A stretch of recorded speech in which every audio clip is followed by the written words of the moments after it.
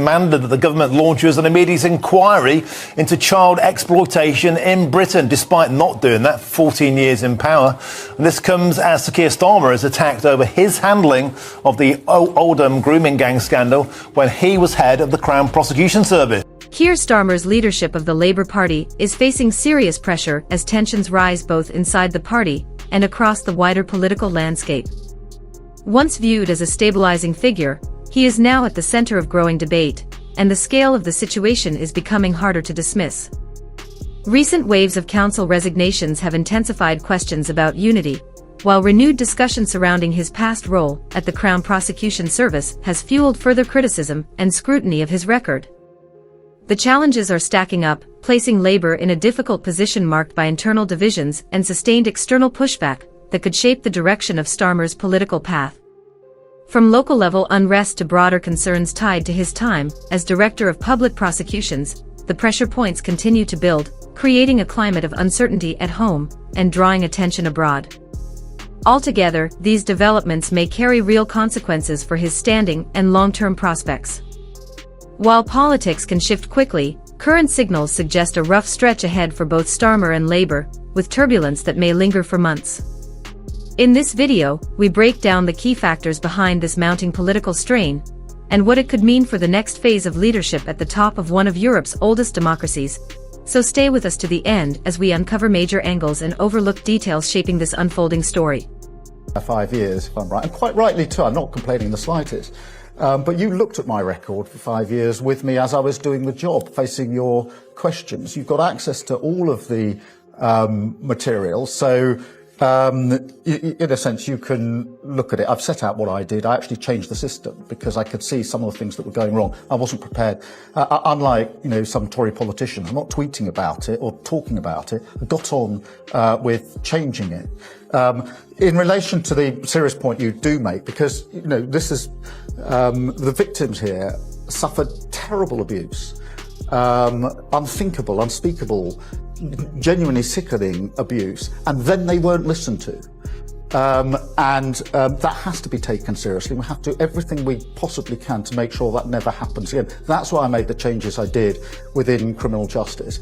Among the reasons I came into politics was because I felt that it couldn't all be done. We begin with the wave of mass council resignations creating fresh strain inside Labour. Roughly 20 members of the Broxtowe Borough Council Labour group, including council leader Milan Radelovic, stepped down while accusing Starmer of moving away from core Labour principles. They cited concerns such as the means testing of winter fuel payments, the handling of the WASPI women's state pension age issue, and the party's stance on Israel's actions in Gaza. In a joint statement, the group said they could no longer remain in a party they believe has shifted from its traditional values under Starmer's direction. They criticized policies they say impact ordinary people, including changes to winter fuel support, maintaining the two-child benefit cap, rising bus fares in towns and cities, and what they described as inadequate backing for pension-affected women, along with a response to Gaza they view as too limited. According to them, this no longer reflects the party they once campaigned for or the version they felt was promised, arguing voters expected meaningful change but instead saw familiar pressures continue, with working families feeling the strain. The departing councillors, who plan to form a new group called the Broxtowe Independents, also stated that a county councillor and around 100 members are leaving the party as well. Disassemble the elite in this country and to return local democracy and local services back to local people where it belongs. Together, these members account for more than 200 years of combined Labour affiliation, and their departure was not a spur-of-the-moment move, but a coordinated step driven by concerns that the party has drifted from its long-held principles. Their exit carries real weight. Labour has now lost overall control of Broxtowe Borough Council, a position it secured in 2023, turning this into more than just a local story.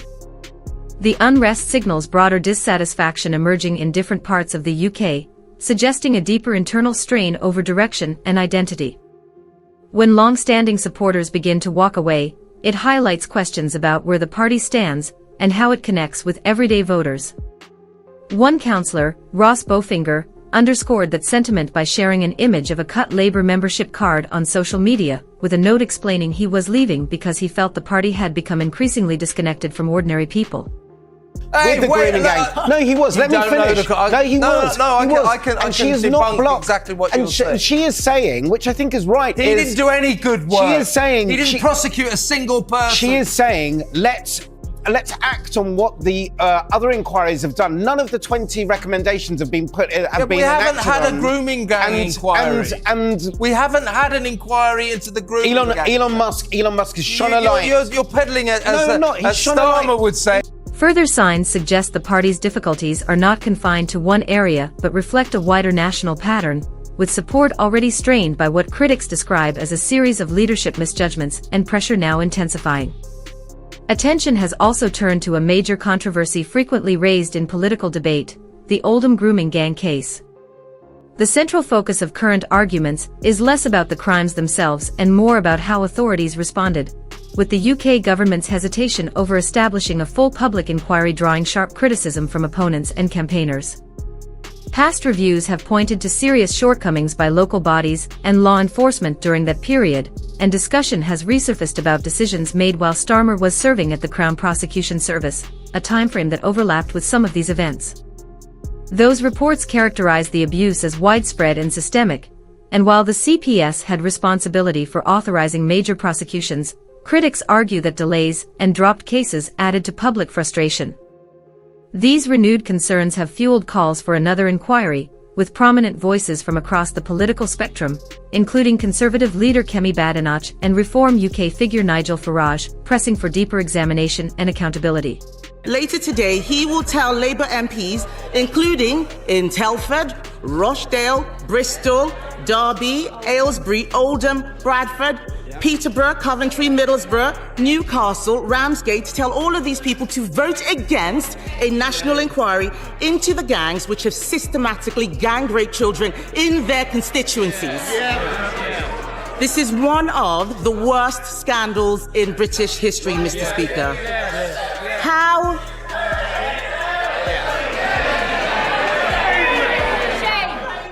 Sorry? This is a very, very important issue that does matter to the country. It matters to all our constituents. I want to make sure they can hear what's being said by the Leader of the Opposition and the Prime. Although the problems outlined so far help explain Labour's slide in post-election polling, the strain inside the party goes deeper than headlines alone.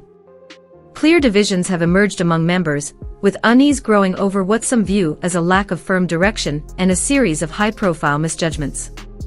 After taking office on the back of a commanding victory and promises of clear improvement, expectations were high, yet many critics argue progress has fallen short of what was pledged during the campaign.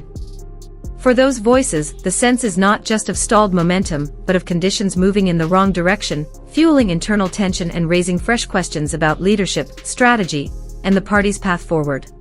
There is a budget coming in October, and it's going to be painful.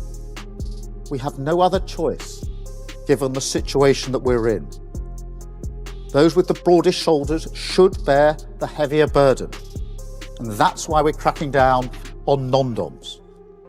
Those who made the mess should have to do their bit to clean it up, and that's why we're strengthening the powers of the water regulator. The economy, already weakened by prolonged underinvestment and political turbulence, is now cited by critics as continuing to struggle under Starmer's leadership, with rising inflation and ongoing cost of living pressures weighing heavily on households. Against this backdrop, opponents argue that government messaging has focused more on emphasizing the scale of the challenges than on delivering clear, confidence-boosting solutions, leaving many people feeling that explanations have outpaced visible relief, and that firm economic direction is still missing at a time when stability and decisive action are in high demand. A shared ambition. Growth. You have to grow your business, and I have to grow my country.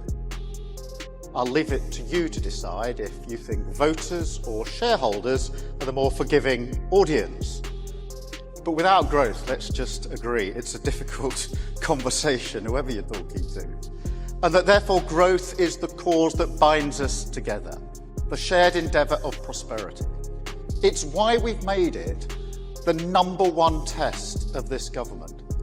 and I'm determined to do everything in my power to galvanise growth. Instead of setting out a bold new course to help the UK move beyond the drag of austerity and the lasting effects of Brexit, critics argue that one of the most visible actions of Starmer's government has been scaling back a support program that assists older people with heating costs, alongside backing policies many see as working against everyday households.